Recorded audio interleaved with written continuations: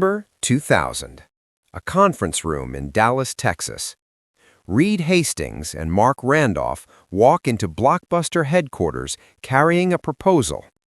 Netflix, their little DVD-by-mail startup, is bleeding money. They're losing subscribers. They're on track to run out of cash within a year. They're here to sell the company for $50 million. John Antioco, Blockbuster's CEO, sits across from them. His company owns 9,000 stores. It employs 84,000 people. It generates $6 billion in revenue every year. Late fees alone bring in $800 million. The meeting lasts about an hour.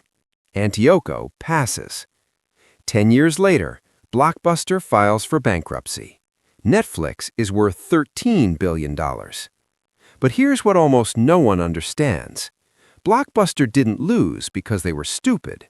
They lost because of something far more dangerous. They lost because the math that made them successful became the exact reason they couldn't survive. Before we talk about what killed Blockbuster, we need to understand what made them a machine. 1985. David Cook opens the first Blockbuster in Dallas. But Cook isn't just opening a video store. He's solving a distribution problem that nobody else had figured out. Here's how video rental worked before Blockbuster. Small mom-and-pop stores would buy tapes from distributors for $60 to $80 each. Then they'd rent them out for $3 a night and hope to make their money back eventually. But popular movies would rent constantly, while everything else collected dust. The economics were terrible. Cook changes the model entirely. He cuts a deal with the studios. Instead of buying tapes outright, Blockbuster agrees to pay studios 40% of rental revenue. In exchange, studios provide tapes for pennies on the dollar up front. Suddenly, Blockbuster can stock 50 copies of the hot new release instead of 3. They can guarantee you'll find what you want on a Friday night. This is the insight that builds an empire. By 1994, Blockbuster has 6,000 stores worldwide. They're opening a new location every 17 hours. Viacom buys the company for $8.4 billion. But there's a problem hiding in the foundation, and it's growing. Let's talk about late fees. When you rented from Blockbuster, you had 2 days. Return it late, pay $1.50 per day. Doesn't sound like much. But by the late 90s, late fees represent 16% of Blockbuster's total revenue. That's roughly $800 million a year. More importantly, it's almost pure profit. No inventory cost, no distribution, just penalty income that flows straight to the bottom line. Wall Street loves it. Investors love it. Store managers love it because their bonuses are tied to it. Customers, obviously, do not. Now here's where it gets interesting. 1997. Reed Hastings gets hit with a $40 late fee for Apollo 13. He's embarrassed, his wife is annoyed, and he starts thinking about a different model. He launches Netflix in 1998. The pitch is simple. Monthly subscription, no late fees, DVDs by mail. You keep the disc as long as you want, return it whenever, we'll send the next one. The first year is rough, really rough. Netflix has 300,000 subscribers by 2000, but they're losing money on every single one. The postage costs alone are killing them. This is why they walk into Blockbuster's office desperate to sell. But Antioco says no, and from a pure financial standpoint, it makes sense. Think about the math Blockbuster is looking at. Netflix wants $50 million for a money-losing business with 300,000 subscribers. Blockbuster already has millions of customers, thousands of locations, and brand recognition that Netflix can't touch. Why would they pay $50 million to eliminate late fees, the most profitable part of their business?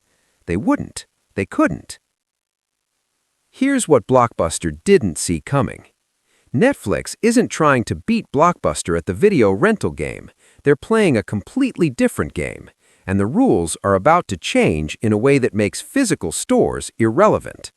Between 2000 and 2005, broadband internet adoption in the U.S. goes from 7% to 40%.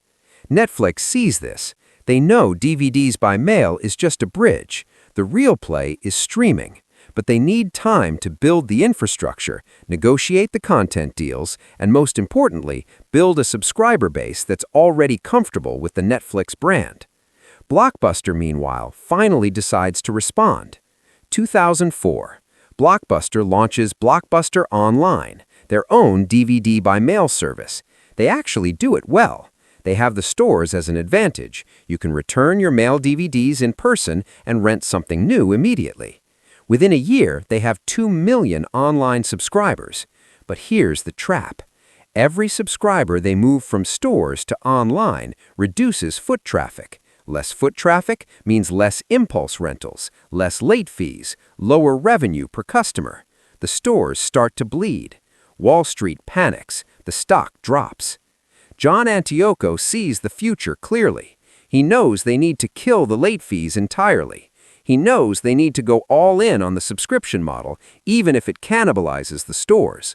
In 2005, he actually eliminates late fees. Revenue drops $400 million in a single year. The board brings in activist investor Carl Icahn.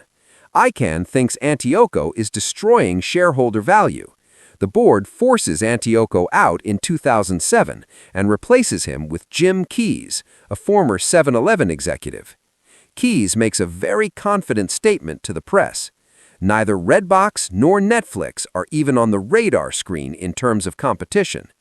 This is 2008. Netflix has 8 million subscribers and has just started streaming content online. Let's zoom out for a second and look at what's actually happening here. Blockbuster's entire business model is built on scarcity and friction. You have to drive to the store, you have to hope they have the movie you want, you have to return it on time or pay a penalty. Every piece of friction is a revenue opportunity. Netflix is building the opposite: abundance and convenience, unlimited selection, no deadlines, no driving. They're making the experience so frictionless that the customer barely thinks about it. The subscription just runs in the background. But here's the deeper issue. Blockbuster isn't just fighting Netflix, they're fighting their own organizational antibodies. The store managers who get bonuses from late fees, the real estate team that signed long-term leases on 9,000 locations, the finance department that needs to show quarterly growth to satisfy Wall Street, the board members who think streaming is a niche product for tech nerds. Every decision that made Blockbuster successful in the 90s becomes an anchor in the 2000s. Netflix, by comparison, has nothing to protect. They're losing money anyway. They have no stores to close, no existing revenue stream to cannibalize. They can move fast because there's nothing to slow them down. 2007. Netflix launches streaming as a free add-on for subscribers. The library is tiny, maybe 1,000 titles, mostly older content. But it doesn't matter. They're learning. They're building the technology. They're training customers to think of Netflix as the entertainment utility. Blockbuster launches their own streaming service in 2008. It's too late and too timid. By 2010, they file for bankruptcy. So what's the actual lesson here? Because it's not adapt or die. That's too simple. The lesson is about incentive traps. Blockbuster didn't fail because they were run by idiots. They failed because the very things that made them profitable made it impossible to change. Late fees were the problem, but they were also paying the bills. Stores were becoming obsolete, but they were also the brand. The CEO who tried to make the right long-term decision got fired by shareholders who cared about the next quarter. This pattern shows up everywhere. Kodak invented the digital camera in 1975. They shelved it because it would destroy their film business.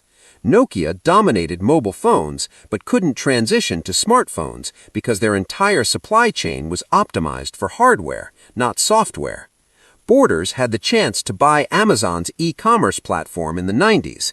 They said no because they were a bookstore, not a tech company.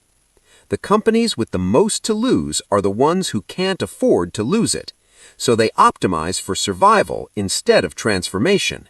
They protect the castle while someone else is building an airport next door.